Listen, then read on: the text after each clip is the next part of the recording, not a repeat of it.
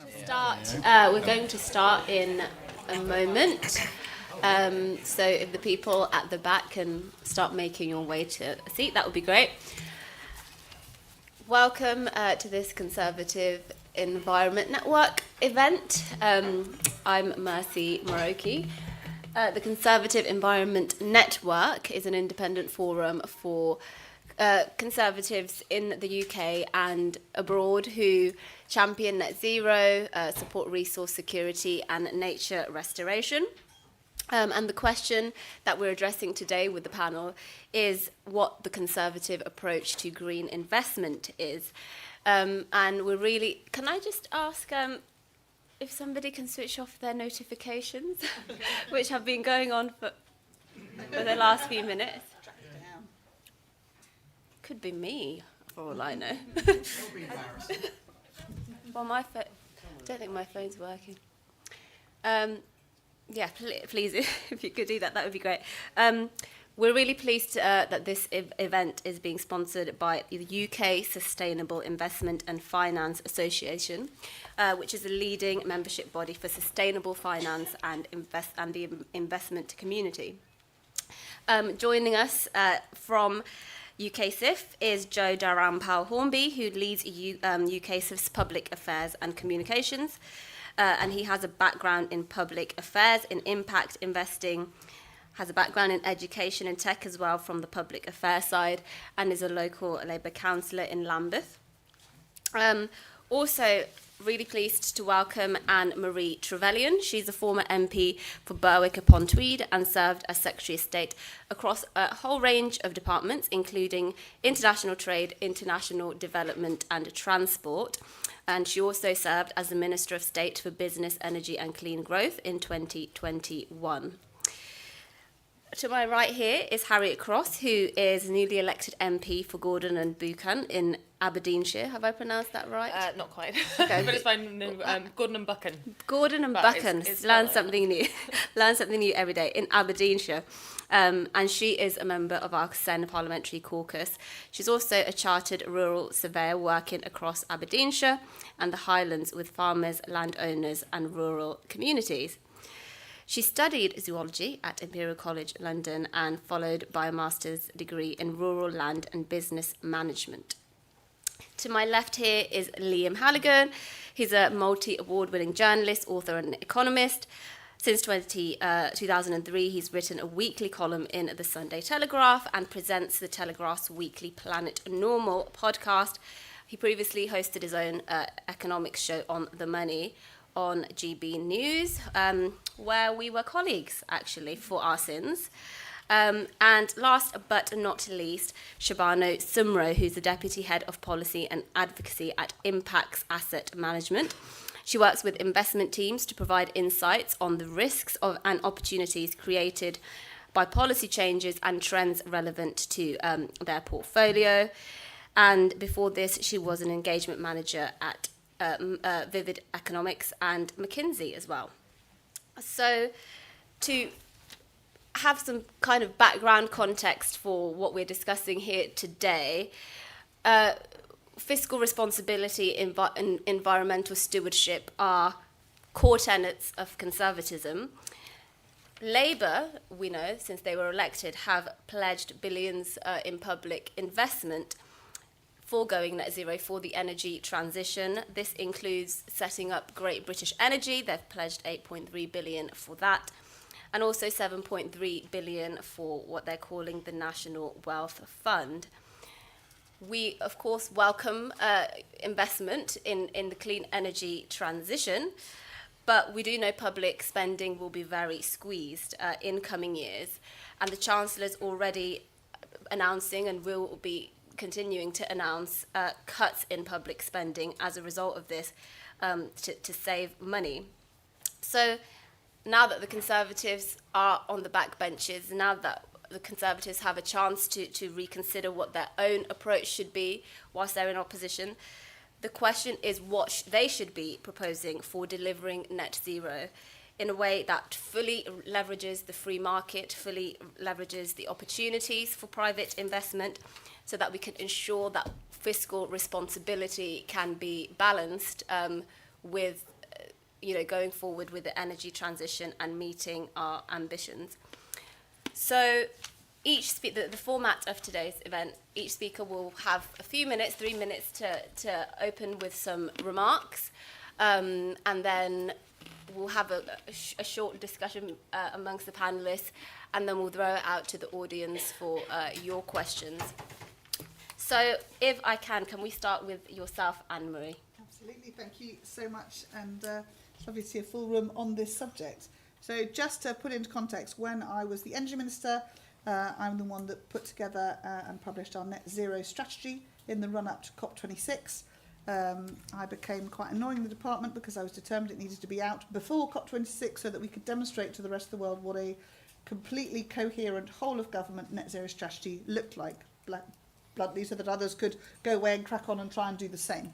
It was a massive, massive effort which challenged the core thinking of many departments in the way they did public planning, how they thought about a whole series of issues. We'd set out, before we did the net zero strategy, the 10-point plan around the energy revolution, which covered everything from nuclear to walking and cycling, 40 gigawatt of wind and a whole series of other things. The net zero strategy started to build that out. And I think the key challenge that we set ourselves as Conservatives doing that project was, how do we do this to both maximise how the private sector's investments into this to deliver the outputs that we want? Do we know what the outputs are that we want? How do we use our natural assets as the UK, in many ways, from the oil and gas that we still have through to the holes in the ground where the oil and gas was, to create CCUS opportunities, the unique geographical landscape we have around our coastline, where both fixed offshore and now potentially floating offshore could go, really thinking about what was, alongside challenging every department from housing to DEFRA, to say, you have stake housing 20% of our emissions, how are you going to change the way you do business going forwards and tackle the housing you have now to help meet this net zero strategy? So it was an enormous effort, and it was, I would say, a first iteration of the challenge.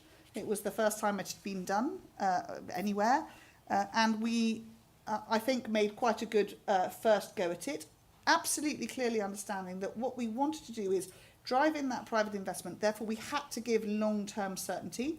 Very difficult thing to do for a democratic country in many ways, and one with, as we've just seen, a change in governments. But also making sure that it was easy for the consumer, for the British citizen to participate in. If it wasn't that, it wasn't going to work. So those were the two critical elements around which we thought through every potential programme. And having done that, we then were able to roll forwards and up our game on the carbon reductions that we were setting ourselves in law, which came from the Climate Change Act that had been brought in a few years before. And that, again, has been an extraordinary piece of legislation from which other countries have taken a huge amount of effort. And I think, as we know, meeting the climate challenge is a global effort. We are very, very low outputters of excess emissions, relatively speaking, as the UK. But of course, we import a great many emissions through other things. But we were determined to make sure that our pragmatic, conservative focused about harnessing the power of private sector investment was done as effectively as possible to help the rest of the world to take that on as well.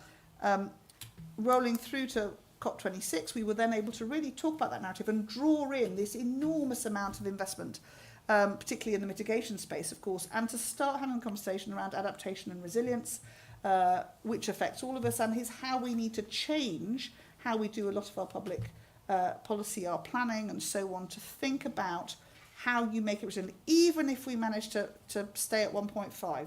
Discuss, that's a whole other PhD, isn't it? Even if we manage to do that, change is coming. We see it in our UK rainfall. We, a temperate country and the best bit of climate on the planet, really, are still seeing the changes coming. So we've got to be making sure that we are getting ahead of all of those risks so that we are more resilient, and to help others by virtue, and I take this very seriously, both we've done it through the things like offshore wind and the technologies developing there, bringing that UK expertise so that it can be exported around the world, taking the policy framework so that they can be exported around them, to help everybody try and get ahead of this challenge as quickly as possible.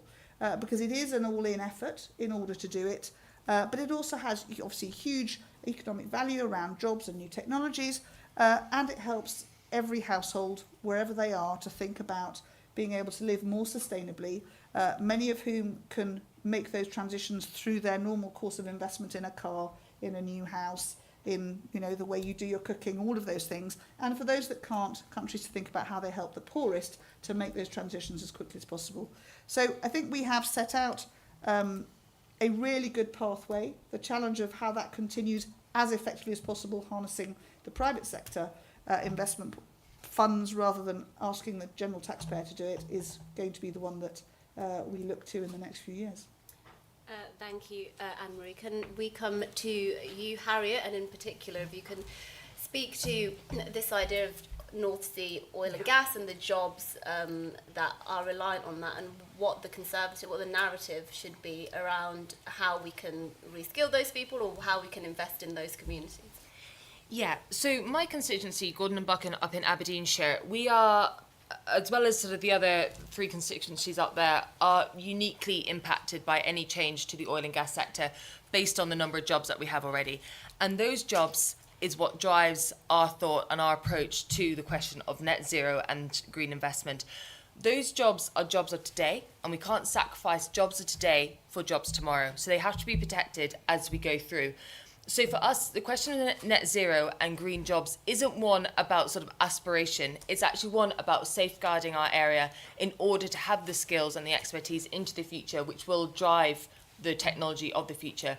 Because these current jobs are the people who have the expertise and the skills and the knowledge which will drive investment. And that investment is what we need in order to bring these green technologies into the UK, into Aberdeenshire, which is obviously the UK and European capital of energy. It needs to stay that way, but it won't stay that way if investment is driven away, and that's the fear at the moment. In terms of course, GB Energy, that's Labour's investment vehicle that they're using to drive green policies forward. We don't want to be unhelpful, we want to be constructive, but at the moment we don't see how this is going to benefit our region. It's going to be based in Aberdeen, great, but at the same time, where else would it possibly be? Because we are the people who understand the energy sector. We have, as I said, the skills, expertise, the supply chain, which is vitally important. So if it was going to work anywhere, it would work in Aberdeen and Aberdeenshire. So taking that aside, the public money that's being invested into GB Energy at the moment is effectively going to go in the top and out the bottom, because the changes which are coming alongside it to the energy industry, for example, investment allowances on the windfall tax, extending and increasing the windfall tax, that's going to drive away private investment at the same time, which makes the £8 billion of public investment going in literally a drop in the ocean, and it's not going to compete. So we want to be helpful. We want this to work. I need this to work for my constituents, because the North Sea is already a declining basin. If we do nothing, North Sea oil and gas jobs will decrease and disappear anyway. So we need green jobs and green technologies to work. But for them to work, it takes more than just a policy, which is a logo at the moment. So what we need to see is actually a proper plan which has investment vehicles which are actually going to bring in private investment as well as public, because that's what's really going to drive jobs of the future. And it's going to keep skills in the area, technology in the area, and the supply chain in the area, because again, those are the ones which are actually going to be able to develop the technologies which we need going forward. And it's those technologies which will provide the jobs of the future, but also which we'll be able to export to allow the rest of the world to progress in their own green credentials, their own net zero ambitions, because this is a global endeavour. It's not something that the UK can fix on their own just by cutting our own emissions. Thank you very much. Shahbano, your opening remarks. You're from Impax Asset Management. You're pretty much on the front line of sustainable investment. Your organisation is a member of UKSIF. So from your perspective, what do you make of this question? So as an investor and as the investor voice, I think it's important to highlight that Impax's primary objective is to deliver risk-adjusted financial returns for our clients. That is the most important thing. And we do that by investing in companies that are providing goods and services that will be more and more in demand in our future economy, which will need to be a more sustainable economy, those two things will need to go hand in hand. And that includes investing in companies that are producing climate mitigation and adaptation solutions. That's not just solar and wind, that's all of the widgets and the supply chains of the technologies we'll need in our future. And despite the politicization, I think, of climate policy and net zero targets, which I think we'll touch upon, I'm sure, in this debate, as an investor, I think it's interesting to recognize that we don't see this issue as needing to be highly political. A lot of the changes that will need to happen in the transition are already underway, and it's quite evident why they will continue and why market forces will actually drive them forward. So if you were to take the energy system as one example, a rising energy demand, the social costs of pollution from fossil fuels, and the low-cost alternatives in the marketplace mean that we will need to reformulate our energy system. That is evident. And we need to do so in a way, as Harriet mentioned, that supports jobs and skills and technology transfer along the way. That's also not without doubt. Similarly, when we think about adaptation, we're going to need to be able to provide adaptation policies that support farmers, that support our building stock, deal with the rising physical impacts of climate change. And so as businesses and as investors, I think we're already dealing with the transition on a day-to-day basis. It's impacting our bottom lines, it's financially material. But we're dealing with it in an environment that is highly volatile, highly uncertain. And I think the single biggest barrier to green investment really is a lack of policy clarity and a lack of policy consistency from our perspective. We need a whole economy transition strategy, and we need that to be underpinned by sector-specific roadmaps and policies. And I think the most important thing that we also need to advocate for is how can we make that market-focused and market-driven, where we can have dialogue with industry and with businesses that are on the front end of all of this. And so I think Sweden and Japan are really great examples of countries which have actually gone to their industries and said, why don't you work on what you think a good sectoral transition looks like?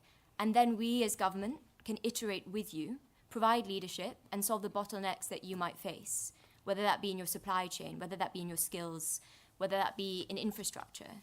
Because it's often not a question of companies needing financial incentives. It's true that those are important, but those are important to catalyze, bring down risks, commercialize technologies that are not quite there yet. But in many cases, technologies are commercially available, and they're simply not being deployed because we don't have the supply chain and skills to support that. And so I think this whole of economy transition approach that's really driven by businesses with government, that's what we as an investor would really need to see to have the confidence to be able to invest. Thank you very much. And Liam, let's go to you. There's obviously balances and costs and trade-off in this conversation, and there's a story many of you might have seen in the paper today with Tata Steel closing one of their last blast furnace, but they're investing in a green furnace, electric arc furnace. So jobs while building more blast furnaces in India. So how are we to disentangle this idea of, there is investment and we should welcome investment in green, but there are also costs. How are we meant to disentangle that? There are. Thank you, Mercy. It's nice to be here. It's reassuring, sorry to embarrass you, that we've got two young people at the front having a nice glass of wine at lunchtime. Tory conferences are always more fun than Labour conferences and Lib Dem conferences. Take it from me, I've been to many. Though Reform are giving you a run for the money on the fun stakes. I can leave if you want. I can leave. The Tories know how to party. It's good to be here. So there is broadly a consensus across the Western world, isn't there? A consensus that moderate, talented politicians like Anne-Marie Trevelyan, if I may say so, have worked to engender. Most of us think, don't we, that we want a cleaner world, that we want to get off fossil fuels, we want less pollution. We don't quite have the pea supers of London in the 50s that my mum keeps telling me about, when they literally had coal-fired power stations in the middle of London. But there's a sense among all of us, all decent, nice people, that we need to do something, and that maybe there's a kind of climate emergency coming. We're not really people who think there are emergencies in society. Most grown-up people don't think that, the world's going to end in 3 years, even though some of our sons and daughters may tell us that it will. But we know we need to do something, because in the end, burning fossil fuels is a bit old-fashioned. They tend to be in difficult parts of the world, Russia, the Middle East, all the rest of it. So let's do clean energy. So that all sounds very sensible, because it is. But it is, I'm afraid, deeply, deeply political.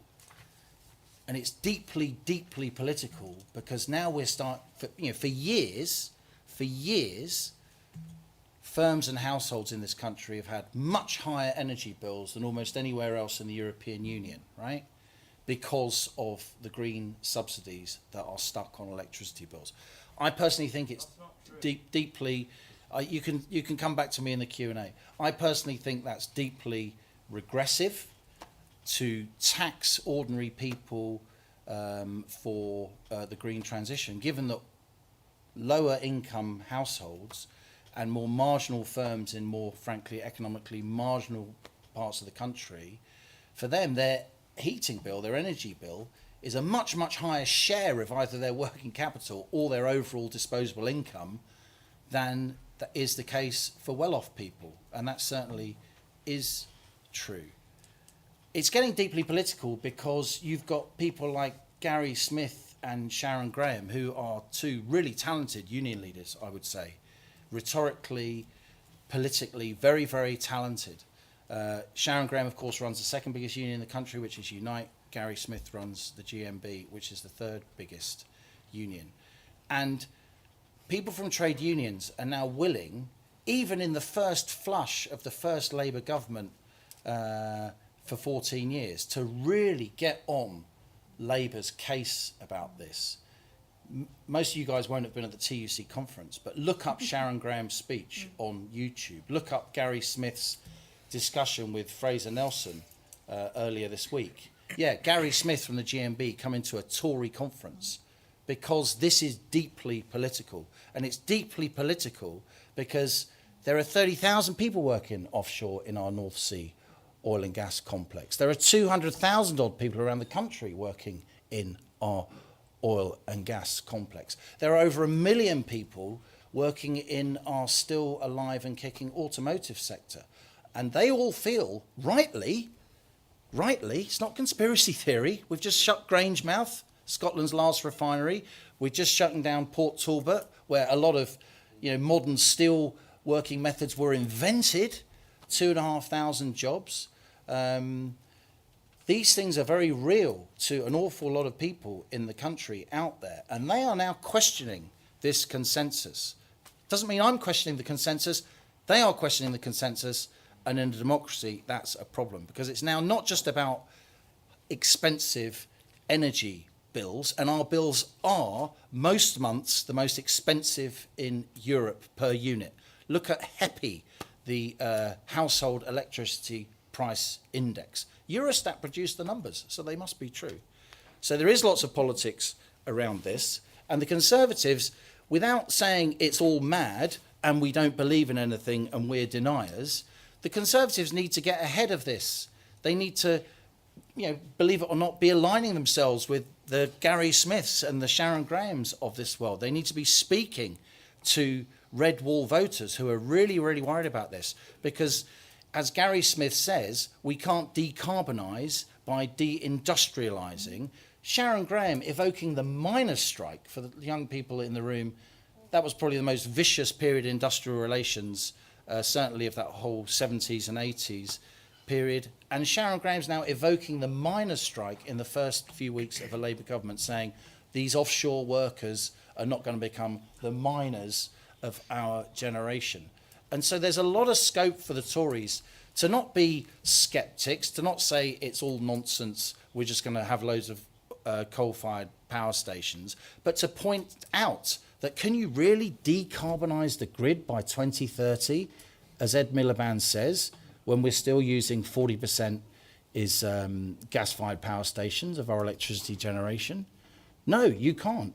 I just listened to a podcast with three incredibly sensible people. You've got Neil Collins, who's one of the top Telegraph journalists of my lifetime. You've got Jonathan Ford, who used to run the Lex column on the Financial Times, my former colleague, and you had Ed Conway, who's, you know, a bright guy, the mainstream economics editor of Sky News. And why do I mention this? The podcast is a long time in finance.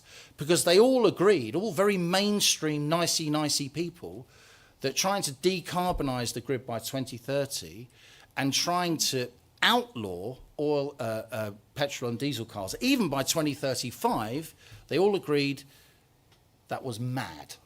It's not going to happen. The technology isn't there. And yeah, I'm a terrible guy and I'm a climate skeptic and attack my character and shout out that I'm wrong. But this is the reality. We haven't got yet the storage capability. No one has. No one's understood. No one has worked out. I will have to ask you to wrap up. I will. No one has worked out how you store renewable energy. Now, hydrogen might be the vector, might be the answer for doing that. It's certainly not lithium batteries when we've got barely any lithium, whatever you think of Poldark and Cornwall. So look, reality, private sector money, because in the end, I'm afraid the private sector knows what's going to work rather than people in Whitehall. And it's even got to the point, final thought, Mercy, it's even got to the point where people I know and respect well who are making hydrogen prototype heavy-duty vehicles, they are now saying to me, not only is there no plan for hydrogen, a really interesting alternative technology, yeah, it's explosive, so is oil and gas. It's all explosive. You know, very heavy people, because they can't say it, because they run really big companies, are saying to me, they don't only think that the government isn't supporting hydrogen, they think that the renewable, the wind and solar lobby is now so powerful in Whitehall that they are sabotaging the hydrogen agenda, where hydrogen could be, in my view, probably is the best chance. Thank you, Liam. I'm sure. But no, that's true.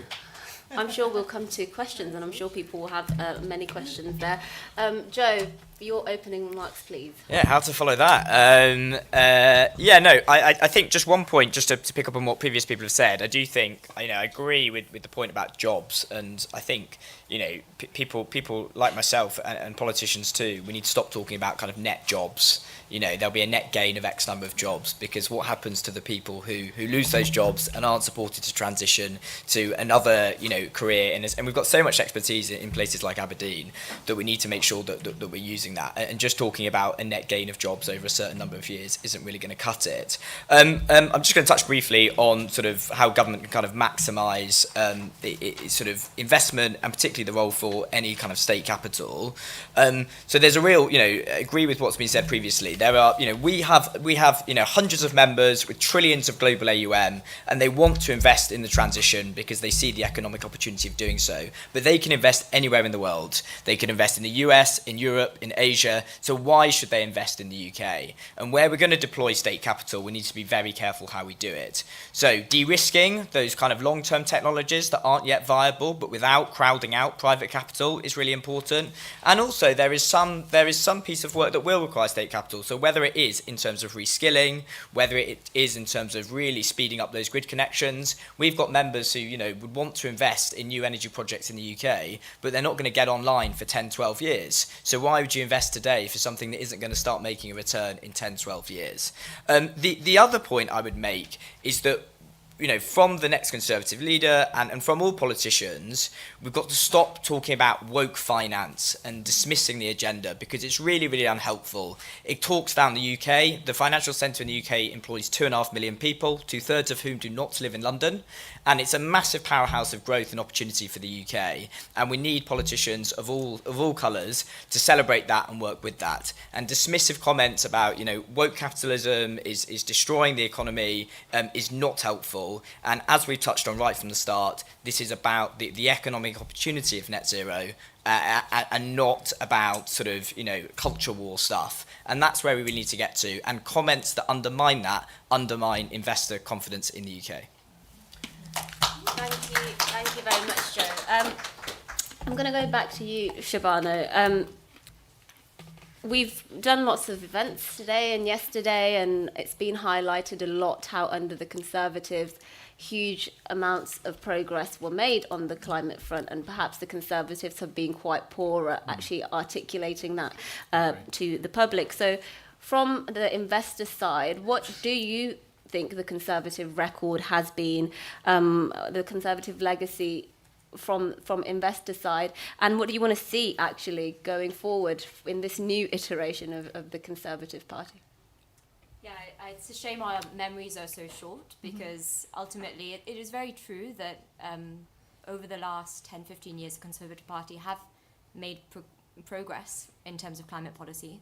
And I don't have the exact statistics and facts to hand, but in terms of the emissions reductions that were achieved under Conservative governments, in terms of even recently the uptake in heat pumps increasing as a result of heat pump grants being supported and expanded, I think that's all extremely positive progress that we can thank Conservative Party members and the Conservative politicians for.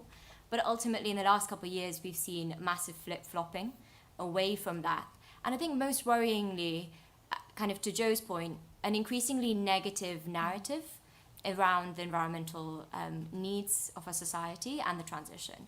And to go back to what Liam, you were discussing, it was interesting because I think you brought up a lot of valid points around the costs of the transition and the need to safeguard jobs and the need to bring people on board.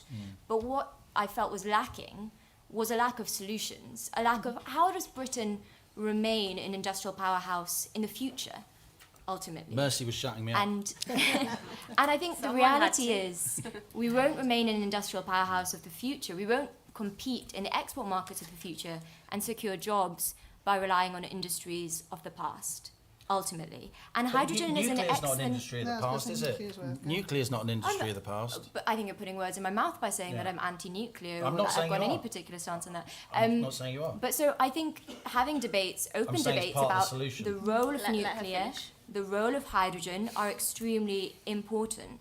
But also recognising that we need to, as a whole, think about where are jobs going to be of the future and how are we positioning our country as a whole to not only secure investment, but also to be export competitive and innovative. And it's interesting what the EU has just put out. They did a massive report on how to secure competitiveness going forward in a global economy, right? And a lot of people thought that the result of this report would be backsliding away from the Green Deal, away from the green agenda.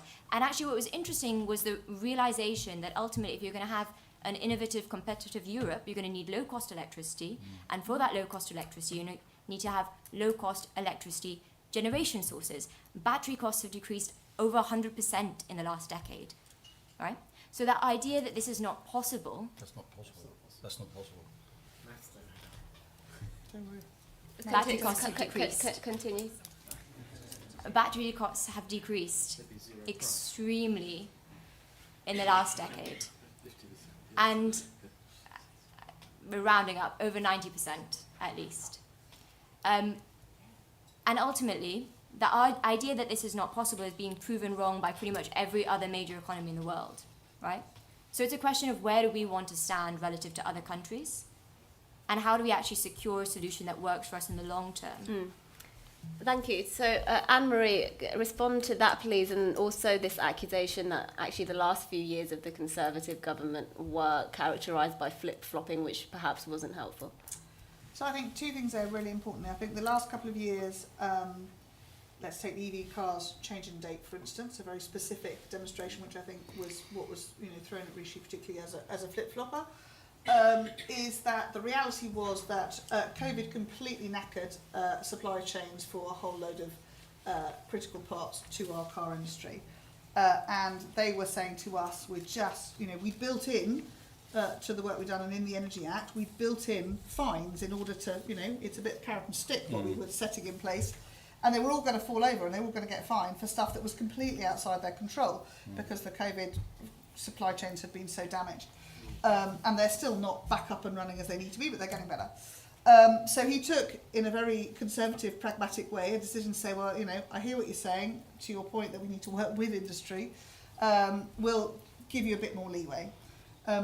I don't think that was in any way anything other than a practical solution Now, the risk that's generated, of course, is that the vast quantity of Chinese EVs that they've been overproducing because they've got I've visited one just recently, unbelievably efficient factories, means that we've potentially created a distortion in a marketplace which we've set a bar for. We want you to be buying, we want the car, when you go and buy your next car, we want it to be an EV or a ZEV. So I was, to your point about hydrogen cars, I love hydrogen cars. I want a hydrogen car next.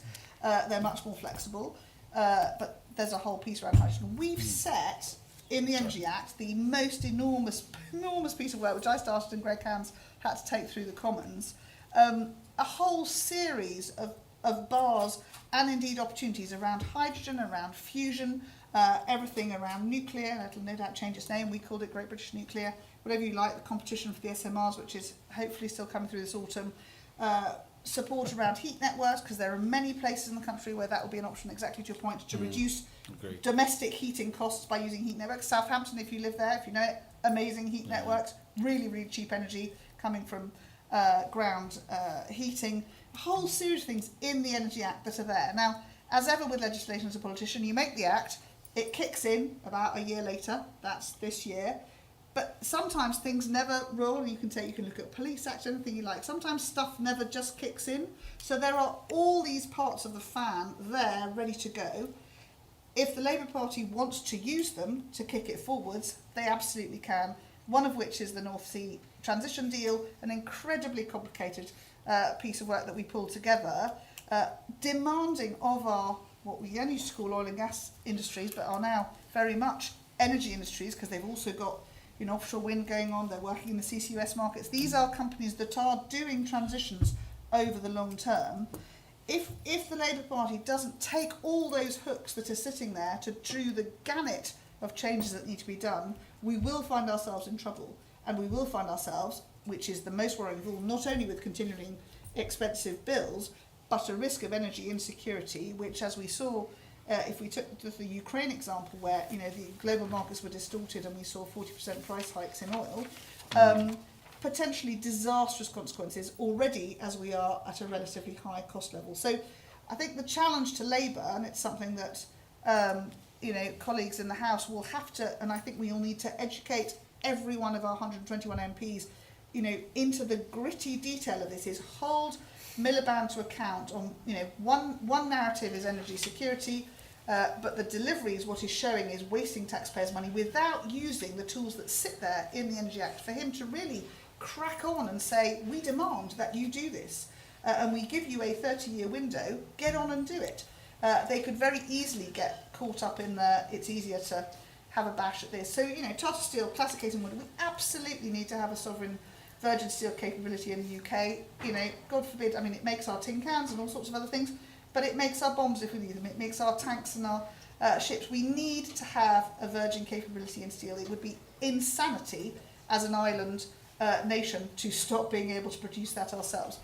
But down in Port Talbot, the old blast furnace had run out of whatever the right technology is. It was at its life end, and would either have to be build a new one, which clearly they weren't going to do because they're moving to cleaner energy, or indeed the electric arc furnace coming in, which it will. There is a real challenge there around the historic skill set of those who worked in the blast furnaces to the technologies and skills they're going to need for the new technologies. In Redcar, we've seen a really interesting transition as Ben Houchen has, taken on the challenge that was no longer having those steelworks, a blank canvas, and saying, how do we take this opportunity to be part of the energy revolution, to support what is a very high energy intensive industrial centre, and move towards CCUS and potentially hydrogen. So it's that really intelligent overarch that government can set, demanding, I would say, in the nicest possible way, that those with shareholders and the opportunity to either do good or bad with their investments drive towards the right solutions. But that's where Ed Miliband, I think, absolutely hasn't got it at all yet. I think he believes in absolute zero. I think as Tom said today on the stage, made me laugh out loud, said we keep forgetting the word net. It's not zero, it's net zero. If it was zero, I believe, I can't remember from my biology lessons, you need oxygen and you need carbon dioxide to survive, us and the trees. So it's a net zero proposition, and I think he has forgotten that, and we've got to really hammer that down so that that understanding both of the journey, but also what's required. Thank you so much. And just before we throw it out to audience questions, because I do want to get as many as possible in, as our sitting MP on the panel, and I can see you've been making lots of notes, so I'll just give you a chance to respond before we go to questions. I think so I think the point I want to make is we need to look at our record and actually what that means going forward. So the UK, we were the first major economy to halve our emissions while growing the economy. And that last bit, while growing the economy, is vital. By 79% during that period. And because that is where the investment into the future comes. We also have the world's first to fifth largest offshore wind farms. But where were those turbines built? It wasn't in the UK. So we need to have that investment from the growth that we've created into being able to produce our own infrastructure to feed back into our own green technologies. And I'm not only talking about infrastructure insofar as turbines, but it's also things like ports. So the Port of Aberdeen is one of the biggest ports in the UK, and it's also within one of the green investment zones, or investment zones. They're called green free ports up in Scotland.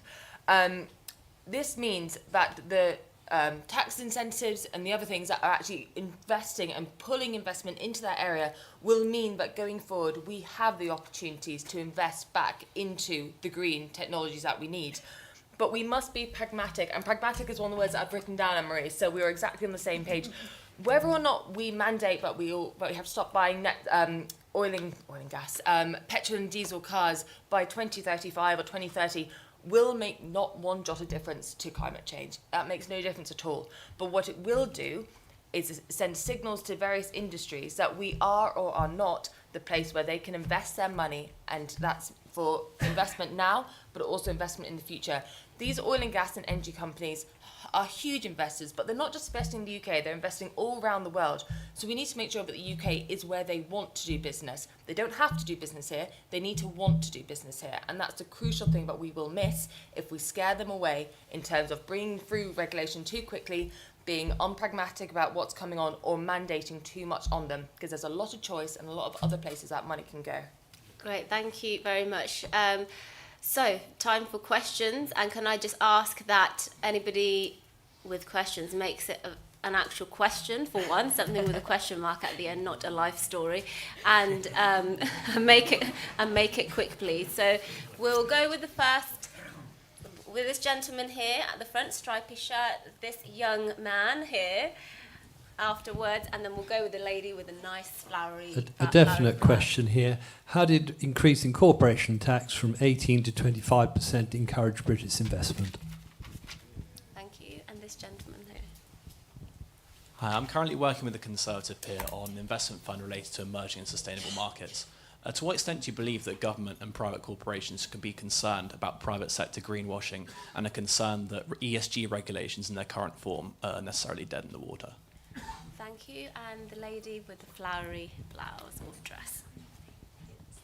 I'm just concerned about the gas network, the infrastructure. Everybody's got gas pipes coming to their homes. It seems to be in the future these are just going to be redundant. I understand from a previous event that hydrogen can't go through those pipes. But isn't there a case for investment? Because why throw away that network? Why build pylons? Why put cables under the ground when we've already got an existing network, which is where the gas is flowing? Thank you. Joe, we'll start with you. Yeah, I think I might take that second question first, if that's okay, on the greenwashing. I think it's a very valid point, and it's something that we across industry need to work on. If people lose faith in sustainable finance because they think it's all sort of emperor's new clothes style, then we do need to do more on that. And there's a lot of work that the previous government did with the updated green finance strategy that was sort of published last year, and there's a lot of really good stuff in there that we supported as work that the FCA is doing to clamp down on misleading claims, and now we want the new government, with hopefully the support of the opposition, to kind of get that done and get that over the line. And so there's a lot of work that needs to be done there. What's actually really interesting is we're not only seeing greenwashing now, but we're also seeing green hushing, particularly in the US, where increasingly politicians are talking down sustainable finance. Is a lot of investment firms and companies are doing, what I would consider the right thing and good business sense by taking into account these sustainability factors into their decision making, but are just not talking about it. Because if they talk about it, they get branded as woke and political and unhelpful. So yeah, I think there's a lot of work that's done. I think the UK has really led the world in a lot of this. There's work that needs to be done in terms of ensuring we have kind of globally aligned standards, so you can compare an investment decision in the UK with an investment decision in Europe and elsewhere. But on this, I think, you know, the previous government did a lot of good work, and our hope is that the Labour government will now continue that. Liam, to you, and maybe the point about corporation tax and making the UK an attractive destination for private investment. Are we doing enough of that? What should Labour be doing? Well, I agree. Raising corporation tax from 19 to 25 was a bit of a retrograde step because the Laffer curve tends to work on corporation tax, the idea being that if you have a lower rate, you get more actual revenue because you get more activity. I think the Tory government doesn't shout enough about its achievements in this space, achievements which I completely support. For instance, as recently as the early 2010s, Mercy, we were still using coal for 20 to 30% of our electricity generation most days. It's now 1%. That's a huge achievement, and we don't talk about that enough.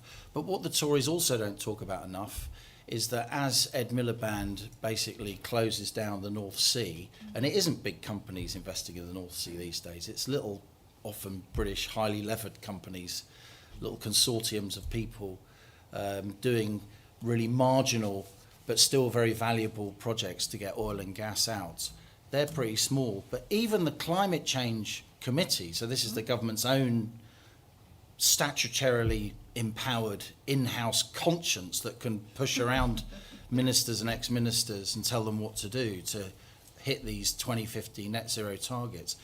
Even those guys, even the Climate Change Commission say in black and white that even if all their Panglossian assumptions about how much renewables are going to take over the world and how we're going to solve all these storage and intermittency problems, even under their very rosy assumptions, ladies and gentlemen, we'll still be using oil and gas for 25% of our energy needs in 2050 and 50% of our energy needs in 2030. The current number, and you may not know it because almost everybody confuses the amount our electricity generation mix, which is what I referred to earlier, 1% coal, with our energy mix, right? Our energy mix, hang on to your hats, oil and gas is about 68%, right? And even the Climate Change Committee says that by 2050, it's going to be 30%, which I don't believe. I think it'll be nearer 50%, by the way. So from an energy security basis, from a jobs basis, from a tax basis, from a common sense basis, if we need that oil and gas, then drill our own oil and gas. It seems to me mad that we're not. And the point on EVs, I don't actually think the 2030 ban, Labour, I don't think they're going to move it to 2030, and I don't think the EU or us are going to hit 2035. Why not? Because at the moment, it's not just that those Chinese EV factories are efficient, they are massively subsidised, right? That's why America and the EU, by the way, have just put massive tariffs on Chinese EVs, which we haven't done. But we will do pretty soon. Otherwise, our car making industry, which, as I said, employs around 1 million people, great jobs in parts of the country that often don't have great jobs, will be completely and utterly blown away. And already the fines on car makers are there. Rishi moved it to 2035, the ban. Labour say they're going to bring it back to 2030. But what he didn't move, maybe he didn't understand. The fines are still in place, right? So as of this year, if a car maker doesn't make at least 22% of their cars EV, for every single petrol and diesel car that takes them over that level, they have to pay 15 grand, right? That makes the manufacturer of the car completely economically unviable. That's why you are now getting, if politicians would open their ears, the car making industry is literally slowing down because there isn't a demand for the EVs that justify the 22% number. And by the way, next year it goes up to 28%. So why aren't the Tories saying this is mad? Because it is mad. I'll let you respond to that, Shahbano, and any of the questions. Yeah, so actually talking to automobile manufacturers, they would also say, and we've heard this firsthand, which is we'd like policy consistency. And the lack of policy consistency and the moving targets is actually what's hindering our ability to plan and invest. And I think, unfortunately, Liam has this quite pessimistic view of the competitive and innovative potential of UK businesses, which is that we can only thrive under vast amounts of protectionism. And that's quite sad, isn't it? Words in my mouth. If you've read anything I've ever written. That's quite sad, isn't it? I think ultimately... Let her finish. I think ultimately we need to actually believe in our businesses to innovate, to compete, to compete with Chinese manufacturers. And to coming back to other points that have been raised on the panel, investment is global. Investment flows are going to other economies as a result of our failure to support the transition and to provide clarity to businesses. And it's not about the specific date. We argue a lot about whether it should be 2030 versus 2035, or whether it should be X percent of oil and gas versus another percent. Ultimately, it's the trend which matters, and it's providing government, but also investors and corporations benchmarks along the way that they can work towards. Ultimately, that's what's most crucial. We get so lost in the specifics, and I was a consultant focused on emissions reporting in the past, and so I understand we get so focused, we have entire industries created around the numbers, the specific numbers. Those aren't important. It's around the broader trend of where the global economy is shifting and where we want to be positioned within those broader supply chains. And I think that the question on jobs and the loss of jobs that is going to happen, just to come back to that, I grew up in Newcastle, forgive me for my lack of accent. Ultimately, it is a question not just of whether those jobs will be lost, but when and how disruptive that transition will be, right? You can make it less disruptive by planning in advance, like with anything in life. You can make it a positive story by creating the skills transfers that are needed, and those are challenging. That will require public support, that will require coordination, right? And we have to be open and transparent about that. But we have to be able to recognize that, if we don't act now, the costs of that transition will be a lot larger to go forward. And just to come back on the question of hydrogen networks, I think it makes complete sense. You have these pipes in your house, why can we not use them for hydrogen? Unfortunately, and this is where we come down to being open and frank about the costs of the transition, it is simply more costly to use hydrogen in our broad-based heating network. That's not to say that it can't be used in district heating, and I know it would be extremely useful in different parts of our industrial transformation. It's just the case that electricity pretty much 80% of the time wins out on a cost basis. And I think that's where the case is. We need to be smart and economics focused with this, right? We need to deliver the lowest cost change for consumers. And it can be low cost, but it requires thinking in advance. Go to Anne-Marie quickly, then try and get a couple more Okay, questions just in. on the hydrogen question, and I think I probably slightly disagree with you there on the challenge of it. So we could put through the existing pipes up to 25% hydrogen now. We used to. That's what City Gas used to have in it. It used to have hydrogen in it. And they could do it now. The National Grid have done tests, and that will be fine. Part of the challenge for doing that, because 30 million homes run on gas heating, and many, of course, cooking as well, is that there isn't the quantum of hydrogen being produced yet. The electrolyzer technology is improving by the year, or by the month even now. It's amazing. They were the size of this room, and now you can fit them in a sort of half a container. So, the technology is getting better. And we set as part of the net zero strategy, and not every country did this, in sort of Western Europe countries, we said there should be a capacity to have blue hydrogen, so generated from Gas. hydrocarbons, and then also green, so both. Also, because we sort of threw it in, but it wasn't really relevant yet, pink, which comes from nuclear. I don't know why. There's a rainbow of hydrogens depending on where they're sourced. Literally. You sell a message. I didn't know that. It's really cool. So I've never heard the pink one. yeah, That's pink good is nuclear. So Sizewell C, they're planning to have hydrogen production on the side, harnessing some of that. But we're nowhere near the quantum that you would need to be able to put that through. So interesting, we set 2 projects running to try and help both stimulate the economy. One, which is in the northeast, which is fantastic. I'm very proud because I opened it. It was 2 hydrogen-run homes. Fascinating, built just outside Newcastle as a sort of test bed. And Harriet in the northwest are using the whole CCUS and cluster network, and because of the way Cadent, which is the gas provider, is set up, they're kind of a closed loop just of the way that was built, to look to seeing how, as they generate hydrogen, they can put that through. So there is work going on in there, government supported in terms of the CCUS cluster work, because that's hugely expensive to get the technologies running. But we mustn't write it off, because not only for us, but for other parts of the world, that could be a solution, exactly as you say, to industrial energy, particularly to heavy freight. Exactly your point, Liam. We don't think about the energy we use. That's all our transport, all our trains, all those other things where we use energy. Heavy goods where you need high torque, hydrogen is good for generating the energy that you need. But we're a long way off being able to use it in the volumes that we would need. So that's one of the challenges when I worry that both nuclear and hydrogen aren't to Ed Miliband's liking, and that's a real risk. I agree. Thank you. I want to wrap up in a few minutes, but what I'm going to do is I'm going to take 2 questions and then ask the panellists to give their closing remarks, and maybe they can address the questions as they give their remarks. The lady here with her hand up with the bangles, is that still what they're called? Bracelets? And then we'll take the lady there as well.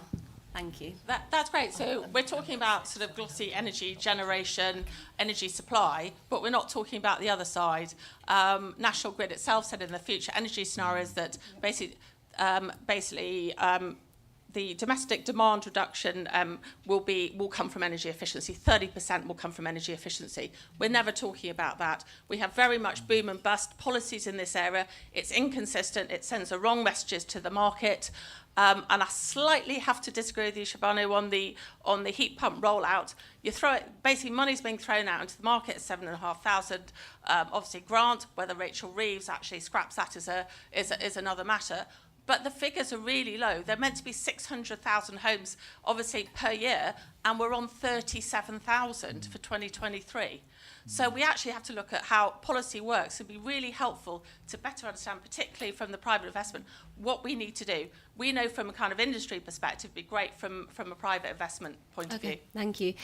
Lady there for the last very, very quick comment, and then we'll wrap up swiftly.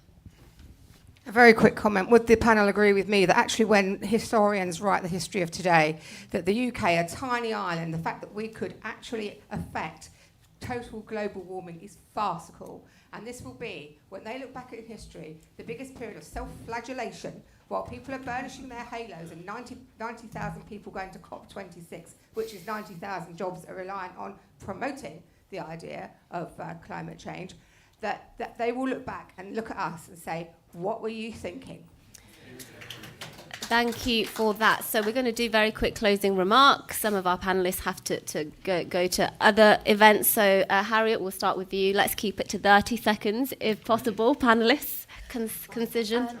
I think I'll quickly tackle that one. I agree, we are 1% of emissions. What we do in terms of reduction is going to have very little impact. But what we can do is invest in technologies which we can export, which will help elsewhere. And that's where the UK can really lead on this. And that's what we should be focusing on. Not cutting ourselves off by ruining our inward investment, which are going to help those technologies, but making sure that we're investing in them and producing them and exporting them elsewhere. Thank you, Joe.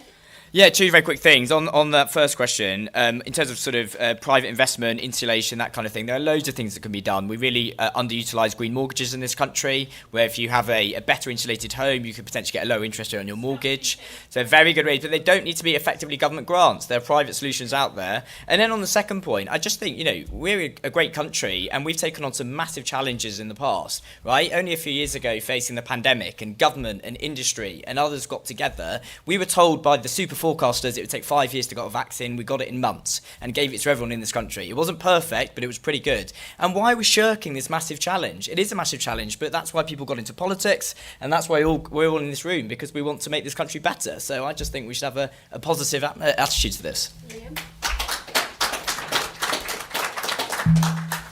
It is a massive challenge, but we're a democracy and we have to take people with us. We can't just decree this stuff. This isn't China or North Korea. And the lady there speaks for an awful lot of people. I'm not a pessimist, actually, and I'm certainly not anti-free trade. But I am a reporter, and I'm a very experienced reporter. So not just blue-collar workers, but an awful lot of people up and down the automotive industry tell me what they really think not what they think they have to say in order to get their government grants. We're in a situation, ladies and gentlemen, where we have a very high share of renewables, which is good, and I applaud it, about 40% on most days, but we also have often the most expensive electricity for households and firms in Europe. So if renewables are cheap, which they're not, by the way, at least not at the moment, then why have we got such expensive electricity?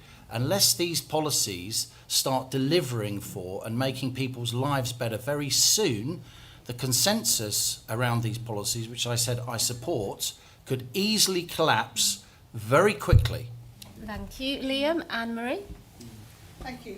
I think the challenge we have is, do we believe that we have overstrained our planet and that we've got to live in a different way, in a more sustainable way with it?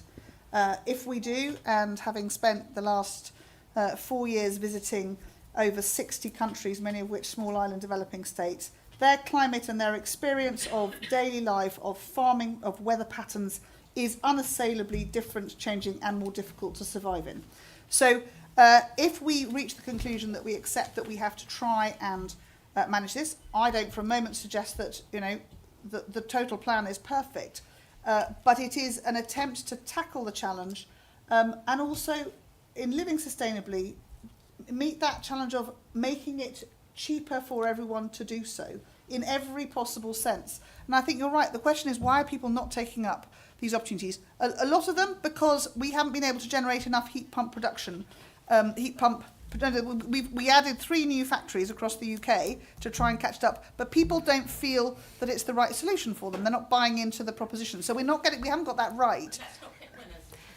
No, it's not even that. It's a matter of saying, here was an option. It's one option that works for some houses, you know, not for all, but it hasn't grasped. So the politicians haven't got this balance right, which is to set out the proposition, the challenge, the direction of travel. I think exactly to Harriet's point, really importantly, how the UK can not only do good for our own citizens, but use the expertise and the really trusted position that the UK has across the world to help others get ahead of that sustainability and that adaptation challenge that they've got to meet to look after their own citizens too.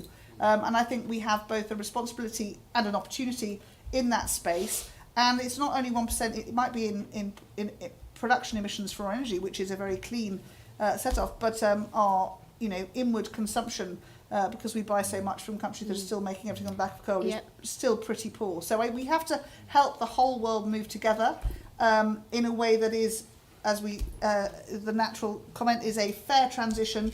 It's a fair transition about jobs. It is a transition, and we the world set ourselves a 2050 challenge. I don't know if the scientists are right or wrong there, but I think it's a challenge that is viable.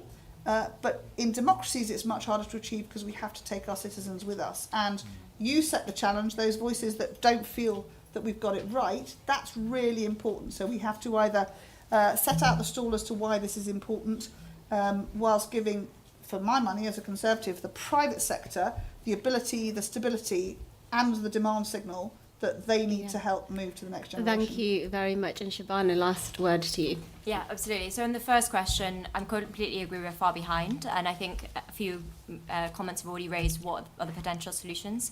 Amongst them, obviously, skills and a lack of skills for installing heat pumps is a big one, and then also communication, to Anne-Marie's point, that people just aren't always bought into the proposition, and that's a case of not providing more money from the government, but just providing a greater understanding of what actually is available for people and what solutions work for them.